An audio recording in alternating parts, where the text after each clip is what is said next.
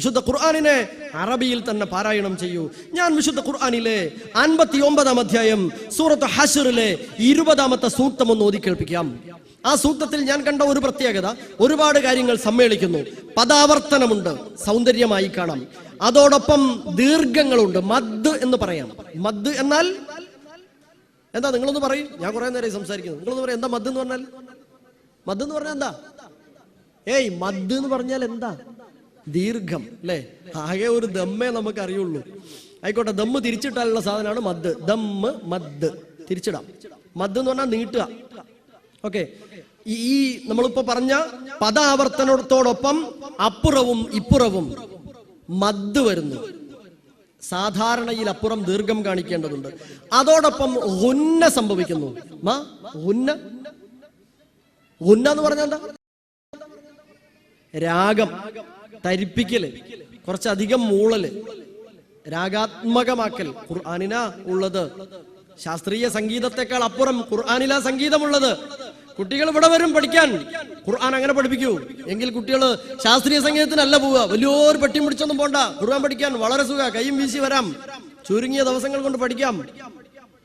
അതിന്റെ വശ്യതയിൽ അകപ്പെടും. സ്വീകരിക്കാൻ കഴിയും. സൗന്ദര്യം നുകരാൻ കഴിയും. ഈ വചനം നോക്ക് നിങ്ങൾ. 59-ാം അധ്യായം 20-ാം സൂക്തം. ലാ യസ്തവി അസ്ഹാബുൻ നാരി വ അസ്ഹാബുൽ ജന്ന. ലാ യസ്തവി അസ്ഹാബുൻ നാരി വ അസ്ഹാബുൽ ജന്നതി അസ്ഹാബുൽ ജന്നതി ഹുമുൽ ഫായിസൂൻ. ആ വചനം നിയമം പാലിക്കപ്പെടാതെ ഒരു പാരായണം നടത്തുകയാണെങ്കിൽ ലാ യസ്തവി അസ്ഹാബുൻ നാരി വ അസ്ഹാബുൽ ജന്നതി അസ്ഹാബുൽ ജന്നതി ഹുമുൽ ഫായിസൂൻ. നമ്മൾ വേഗം പേജ് തീർത്തു, ഖത്തം ചെയ്തു. അവിടെ അസ്ഹാബുൽ ജന്ന എന്ന പ്രയോഗം 2 തവണ വന്നു. അസ്ഹാബ് എന്ന പദപ്രയോഗം 3 ആവർത്തനമുണ്ടായി. സ്വാദ് എന്ന അക്ഷരവും ഹാഇന്റെ അലിഫ് മദ്ദും ദീർഘവും അതല്പം ചരിഞ്ഞുള്ള ദീർഘമാണ്. അതേപോലെ നൂനിന് 2 പ്രാവശ്യം, 4 പ്രാവശ്യം നൂനിന് ശദ്ദ് വന്നു. നൂനിന് ശദ്ദ് വന്നാൽ അല്പം കൂടെ മണിക്കണം. ഒരു 3 സെക്കൻഡ് ടൈം എടുക്കണം മണിച്ചുകൊണ്ട്. അല്ലാതെ അസ്ഹാബുൽ ജന്നത്തി എന്ന് പറയാൻ പറ്റില്ല. ലാ യസ്തവി അസ്ഹാബുൽ അസ്ഹാബുൻ നാർ അസ്ഹാബുൻ നാരി വ അസ്ഹാബുൽ ജന്നതി അസ്ഹാബുൽ ജന്നതി ഹുമുൽ ഫായിസൂൻ. നമ്മൾ വിചാരിക്കും തജ്വീദ് പഠിക്കാൻ ഭയങ്കര പ്രയാസമായിരിക്കും അതിന്റെ തിയറി എന്നൊക്കെ. വളരെ എളുപ്പമാണ് കൂട്ടരെ. ഞാൻ അവസാനിപ്പിക്കാം. 2-ാമത്തെ ഘടകം അർത്ഥം മനസ്സിലാക്കി പാരായണം ചെയ്യുകയാണ് എന്ന് പറഞ്ഞല്ലോ. പ്രസക്തമായ ഒരു ഭാഗം വിശുദ്ധ ഖുർആനിലെ ഒരു ആയത്ത് 43-ാം അധ്യായം സൂറത്ത് സുഖ്റുഫിലെ 11-ാം സൂക്തത്തിന്റെ പാരായണം നിയമാനുസൃതമാകുമ്പോൾ അല്പം ആസ്വാദനം ഉണ്ടാകും.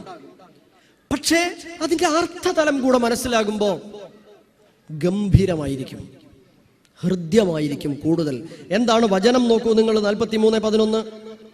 വല്ലദീ നസ്സല മിനസ്സമാഇ മാഅൻ ബിഖദർ ഫഅൻശർനാ ബിഹി ബൽദതൻ മൈതാ കദാലിക തുഖ്റജൂൻ. പാരായണത്തിന്റെ വശ്യത.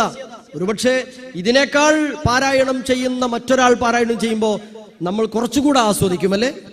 എന്നിരുന്നാലും ഈ ഇപ്പോഴുണ്ടായ ആസ്വാദനത്തിനപ്പുറം ഇനി അതിന്റെ അർത്ഥം ഒന്ന് ആലോചിച്ച് നോക്കൂ. ആശയതലത്തിലേക്ക് ഒന്നിറങ്ങിച്ചെല്ലാൻ അല്പം 2 മിനിറ്റ്.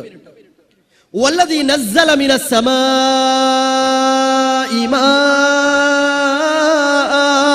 ആകാശത്ത് നിന്ന് വെള്ളം വർഷിപ്പിച്ചവനത്രേ പടച്ച റബ്ബ്. അർത്ഥം അല്പം മനസ്സിലായി അല്ലേ? തുടർന്നെന്താ പറഞ്ഞത്? അതിന്റെ തോതിനെ സംബന്ധിച്ച് ബിഖദർ, നിശ്ചിത തോതനുസരിച്ചാണ് മഴ വർഷിപ്പിക്കുക. ഇന്നും ശാസ്ത്രം ഗവേഷണം നടത്തിക്കൊണ്ടിരിക്കുന്ന ഒരു പദമാണിത്. എന്താണ് വിശുദ്ധ ഖുർആൻ ഖദർ എന്ന് മഴ വർഷിപ്പിച്ചതിനെ കുറിച്ച് പറഞ്ഞത് എന്ന്? ഒരു നിശ്ചിത തോതാണ് മഴ വർഷിക്കുന്നത് എന്ന് പറഞ്ഞു. ഫഅൻശർനാ ബിഹി ബൽദതം മൈത, നിർജീവമായ ഭൂമിയെ, രാജ്യത്തെ നാം ജീവിപ്പിച്ചെടുത്തു. ഫഅംബത്ന, മറ്റു സ്ഥലങ്ങളിൽ വിശദീകരിച്ചു. എന്നിട്ട് മനുഷ്യന്റെ ശ്രദ്ധ കൊണ്ടുവന്നു. നിങ്ങൾ ജനിച്ചു, വളർന്നുകൊണ്ടിരിക്കുന്നു, മരിക്കും, പിന്നീട് നിങ്ങൾക്കൊരു പുനർജന്മമുണ്ട്. ഇതുപോലെയായിരിക്കും ആ പുനർജന്മം. ഒന്നുമില്ലാത്ത തരിശു ഭൂമിയിൽ മഴ വർഷിച്ച് അവിടെ സസ്യലതാദികൾ മുളച്ചു പൊങ്ങി അത് നിങ്ങൾക്ക് വിഭവങ്ങളായി തീർന്നതുപോലെ മരണശേഷം കദാലിക തുഖ്റജൂൻ, ഇപ്രകാരം നിങ്ങളും പുറത്തു കൊണ്ടുവരപ്പെടും കേട്ടോ എന്ന്. നോക്കൂ, ആലോചിച്ചു. ജലം, മഴ, അതിന്റെ ഖദർ, അത് ചിന്തനീയമായ ഒരു വശമാണ്. പെർ സെക്കൻഡിൽ 16 ദശലക്ഷം ടൺ കണക്കിന് വെള്ളമാണ് പോലും നീരാവിയായി മാനത്തേക്ക് ഉയരുന്നത്. തിരിച്ചും അങ്ങനെ തന്നെയാണെന്ന് ഖുർആനിന്റെ പ്രയോഗം ബി ഖദർ, ഒരു തോതനുസരിച്ചാണ്. നമ്മൾ ചില കൊല്ലം പറയൂലേ, കൊല്ലം മഴ, ഇവിടെ നിങ്ങൾക്ക് മഴ വലിയ ചിന്തിക്കാനില്ല, നാട്ടിലെ കാര്യം നമുക്കറിയാലോ, ഈ കൊല്ലം മഴ ലേശം കുറവാലേ.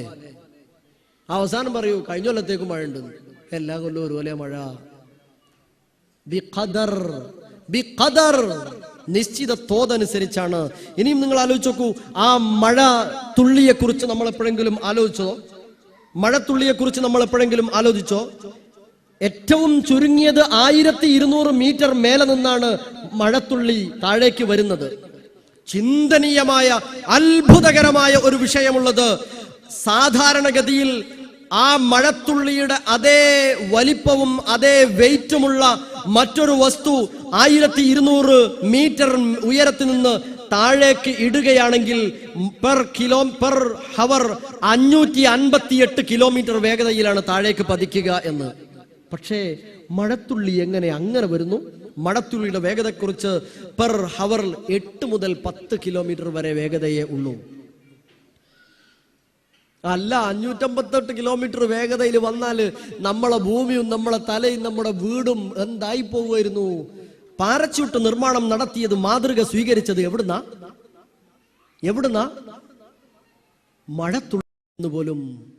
മഴത്തുള്ളിയിൽ നിന്ന് പോലും. വിശുദ്ധ ഖുർആൻ 56-ാം അധ്യായം സൂറത്ത് വാഖിഅയിൽ ഒരു ചോദ്യം ചോദിച്ചിട്ടുണ്ട്.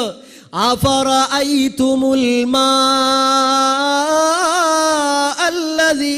തശ്റബൂൻ,